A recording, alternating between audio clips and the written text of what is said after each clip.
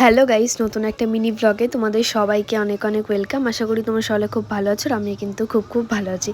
তো সেদিন ছিল অষ্টমীর সকালবেলা, তো সুন্দর করে আমি সেজেগুজে চলে গিয়েছিলাম বড় মার কাছে। এই মন্দিরটা হচ্ছে একদম আমার বাড়ির সামনে, খুব জাগ্রত কিন্তু দুর্গা ঠাকুর।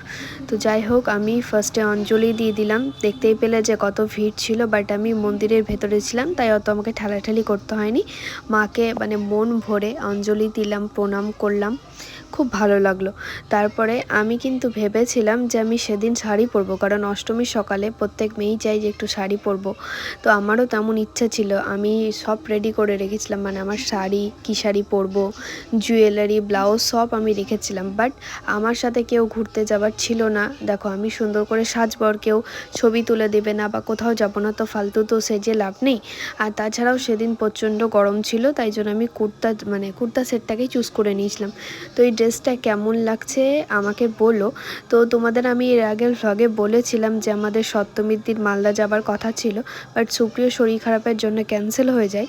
তাই আমরা অষ্টমীর দুপুরবেলা 3টে নাগাদ খাওয়া দাওয়া করে বেরিয়ে পড়েছিলাম মালদার উদ্দেশ্যে। তো মালদাতে অনেক কটা ঠাকুর দেখি, প্যান্ডেল দেখি, খুবই সুন্দর হয়েছে। তো নেক্সট ভ্লগ আবার খুব তাড়াতাড়ি আসছে, তো সবাই ভ্লগগুলো দেখো আর কমেন্ট করে জানাও।